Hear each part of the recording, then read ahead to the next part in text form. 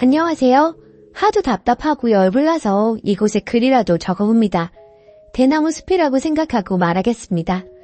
저는 그동안 친정, 시가 문제로 남편과 한 번도 다툰 적이 없습니다. 서로 예민한 스타일도 아니고 현명하게 결혼 생활 잘 하자는 마음이 늘 있었기 때문에 약간의 불만이나 불편함이 있어도 가볍게 얘기하고 서로 조심하며 잘 지내왔기 때문에 큰 문제 없이 살고 있었어요. 그런데 신우이가 복병이네요. 작년부터 신우이가 점점 선을 넘기 시작해 얼마 전 처음으로 남편과 가족 문제로 다투게 되었습니다. 결정적인 사건은 신우 아들의 졸업 선물 때문입니다. 글쎄, 저희에게 중3인 본인 아들 졸업 선물로 300만 원 상당의 선물을 사달라고 당당하게 요구하는데 정말 어이가 없었습니다. 한 달 전 일이고 일단락 되었는데도 불쑥불쑥 우라가침입니다. 참고로 남조카는 요즘 허세에 가득 차 보이더군요. 소위 매체에서 떠도는 명품 패딩은 물론이고 명품 향수에 옷, 신발, 가방, 최소 50만 원 이상짜리를 하고 다닌다고 하더라고요. 이런 요구를 조부모와 신우가 들어주는 것 같고 이해는 참 안 됩니다만 제가 이래라 저래라 할 입장은 아니고요. 뭘 사든 입든 관심 없는데 저희한테까지 같이 감당하자는 느낌이라 더 싫고요. 신우는 이혼하고 본인 친정에서 걸어서 3분 거리에 살고 있는데 별일 아닌 일로 호들갑 떨며 단톡방에 난리를 쳐서 확인 전화하게 만드는 스타일입니다. 물론 저는 전화 안 하지만요. 부모님 체면 중요하다고 본인도 참석하지 않는 시가 모임에 모시고 갔다 오라고 명령하게 됐고요. 물론 안 갔습니다. 작년에 제가 이직을 했는데 본인 투자하겠다고 퇴직금 빌려달라고 전화 온 적도 있는데 안 빌려주기도 했지만 그런 말을 꺼낸다는 자체가 불쾌하더군요. 또 시부모님이 지방에서 상가 임대업을 하시는데 그 건물이 마치 본인 것이냐, 내 건물이라 내가 청소를 했다느니 임차인 관리를 자기가 하고 있다느니 말을 해댑니다. 저는 큰 관심이 없는 상황이고요. 그리고 저희는 아이가 없는데 다른 가족들 앞에서 얘네 죽으면 재산 다 어디로 가겠냐 하고 저에게 그동안 부모님께 도움받은 금액이 얼마냐 물어보고 하는 말마다 어이가 없습니다. 재산 어디로 가겠냐고 하는 말은 정말 무슨 어림없는 소리이고 부모님으로부터는 도움받은 금액도 없는데 뭔 개소리인가 싶었어요. 이 외에도 참 해맑은 언행을 많이 했는데 저는 신우가 참 생각이 없고 무례하다고 생각돼서 흘려듣기도 하고 남편이 중간에서 잘 커트해줘서 크게 부딪힐 일이 없었어요. 부모님 도움 없이 둘이 모은 돈으로 결혼해서 지금 집 사고 차 사고 지방에 작은 땅 하나 있습니다. 그래서 저는 양가 부모님 재산에 관심 없습니다. 다른 형제에게 다 주셔도 상관없어요.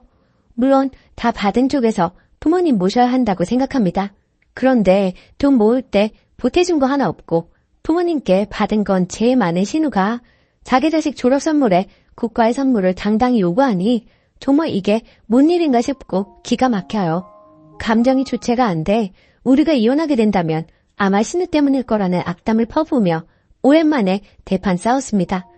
남편이 저희 할머니, 할아버지까지 나서서 챙길 정도로 잘하는 터라 그동안 시가 모임에 정말 좋은 마음으로 참석했고 편견 갖지 않으려고 했는데 이제 와서 생각해보니 모녀가 시시콜콜 수다 떨며 모든 상황을 다 알고 있을 텐데 아무 제지도 안 한 시어머니도 그렇게 좋게 보이지는 않네요. 이제 마음보다 계산기를 먼저 두드리게 되니 신우에게는 자업자득인데 너무 얄밉고 재수없어서 어떻게 굴탕을 먹여야 할지 고민입니다. 신우 요구 무시하는 건 기본이고 또 뭐가 있을까요? 신경 안 쓰는 게 제일 좋겠지만 이렇게라도 풀지 않으면 당분간 계속 생각날 것 같아서 아까운 시간 버리며 적어봅니다. 읽어주셔서 감사합니다. 후기. 많은 분들의 글을 읽고 좀 더 다방면으로 생각해 볼 수 있는 시간이었습니다. 일단 단톡방 나왔습니다. 지난번 여행 갔다가 생긴 단톡방이었는데 바로 나올 걸 그랬습니다. 그리고 선 넘은 신우하고는 앞으로는 상종을 안 하겠다고 남편한테 선언했어요.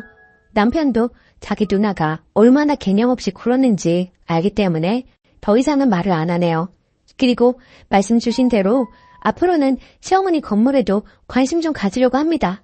실제로는 전혀 관심 없는데요.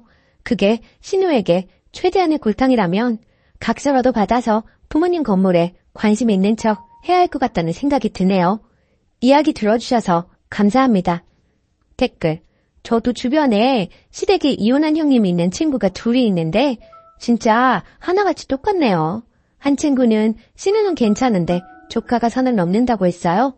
결혼 전 친구 남편이 챙겨줘서 그런지 용돈도 크게 벌라고 아빠처럼 해주길 원해서 그 집도 한동안 문제 있었고, 다른 친구는 신우가 금전적으로 많이 의지한다고요. 조카가 유학 갈 기회가 생겼는데 몰래 5천만 원 해주다가 진짜 이혼하네 마네 난리 난 적 있었어요. 댓글 2. 왜 이혼했는지 알겠다. 애를 사람 새끼 만들어놔야 할걸 걔 망나니를 만들고 있네. 남편이 먼저 앞으로 챙기지 말자 했으니 이번 졸업부터 안 챙기면 되고, 나열하신 새해 제사 등등 다 님 하고 싶은 대로 꼭 지키시고, 수준 떨어지게 맞서서 안 찢어도 네가 뭐라 하던 난 내 갈 길 간다 하고 싹 무시하세요. 시부모도 똑같으면 시부모도 싹 무시하시고요. 조카한테 40만 원짜리 사줄 거 그 돈으로 님 부모님 고기 한번 더 사드리는 게 안 아까울 듯 하네요. 진짜 제대로 선 넘었네요, 신우이가. 두 번째 사연. 시부모 때문에 이혼하고 남편의 재혼 소식에 힘이 듭니다. 안녕하세요.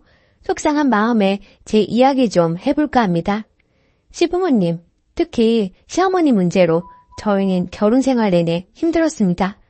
남편이 자식 넷 중 가장 잘나고 순한 성격이었는데요. 어머님이 모든 관심과 사랑을 그 아들에게만 쏟고 나머지 세 자녀와는 거의 등지다시피 했죠.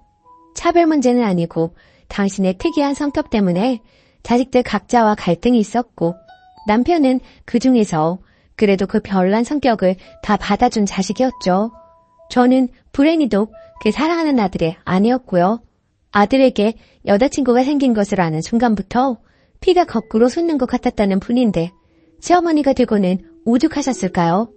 분가는 안 된다 해서 신혼 때 2년 가까이 합가에 살았습니다. 그때 제가 체중이 엄청나게 빠지고 과민성 대장염으로 정상 생활이 안 될 정도였습니다. 그때는 제가 순진해서 원래 시집살이가 이렇게 고된 줄 알았지만 나중에 사람들한테 우리 집 풍경에 대해 이야기해보고 정상이 아닌 거 알았어요. 어머님과 남편이 부부로 지내고 저와 아버님은 군 식구로 생활. 다행히 남편과 제 직장 문제로 분가하게 되었죠. 그 뒤로도 10여 년간 별별 어이없고 험한 이야기가 많았습니다. 사람들은 저한테 아예 시집에 발을 끊으라고 하는데 그건 제 성격도 받쳐줘야 하고 시집 분위기나 남편의 지지도 있어야 가능한 일이더라고요. 제가 시집 발걸음을 안 하면 시어머니는 맨발로 뛰어와서 행패를 부릴 뿐입니다. 이혼시키겠다고 난리칠 테고 실제로 그랬던 적이 많아요. 그러면 남편은 딱 부러지게 제 편을 들지 않아요. 일단 그 자리에선 네네 어머니 무슨 말씀인지 알겠습니다 하고 난 뒤에 저한테 빌고 사정하는 답답한 인간이죠. 그래서 저는 시어머니를 상대로 강수를 둘 수가 없었습니다. 뛰어다니며 맞춰들이다 실수하고 그러면 계모한테 구박받는 코올리게 애처럼 막말을 들어야 하고 결국 이혼했어요. 그거밖에 길이 안 보이더라고요. 시어머니로부터 벗어나는 길이기도 했고 마마보이라고 볼 수밖에 없는 남편, 버릇을 고쳐놓는 길이기도 했어요. 웃기게도 저희는 별거보다 먼저 이혼장부터 접수했답니다. 이혼 서류 완성 안 하면 내가 죽을 것 같더라고요. 나가는 건 천천히 나가더라도 이혼은 해달라고 제가 졸랐어요. 그랬더니 한참 버티던 남편이 해주더라고요. 이혼하고 나니 뭔가 허전하면서도 한숨 놓이더군요. 나는 더는 아무 의무도 없고 이상한 사람들과 엮일 일도 없는 남남이라는 생각 말입니다. 시어머니 전화도 안 받았고 만나지도 않았고 남편한테도 내 앞에서 시어머니 얘기 못 꺼내겠습니다. 이혼해버렸다는 걸 알았는지 달려와 붕빌고 들어오진 않더군요. 그렇게 좀 살다가 남편과 따로 살기 시작했습니다. 이혼했으니 한 집에 사는 것도 우습죠. 남편은 집과 차, 듣는 저에게 다 주고 몸만 나갔어요. 한 달에 얼마씩 평소 쓰던 생활비 그대로 양육비를 준다고 했고 그 약속은 꼬박꼬박 지키고 있어요. 워낙 성실하고 능력도 있는 좋은 아빠였기에 가능한 일이죠. 게다가 남편은 제 건강을 걱정해주고 아이가 혹시 힘든 사춘기를 맞지 않을까 늘 신경 써줬습니다. 함께 살 때는 마마보이에 찌질한 남편이었는데 따로 살기 시작하니 좋은 친구의 동반자 관계가 가능하더군요. 언제 시어머니의 전화벨이 울릴지 몰라 가슴이 두근두근하는 그런 일도 없으니 저는 살 것 같았어요. 그렇게 따로 지낸 지 3년이에요. 그런데 어제 우연히 지인의 SNS 사진을 통해 남편이 사귀는 여자가 있는 걸 알았습니다. 곧 결혼할 사이인 걸로 주위에 알리고 있는 모양이더라고요. 충격받았고 솔직히 진정이 안 됩니다. 이혼했으니까, 그것도 내가 원해서 이혼했으니까 남편이 누구를 사귀든 말든 자유겠죠? 결혼을 하는 것도 문제가 없고요.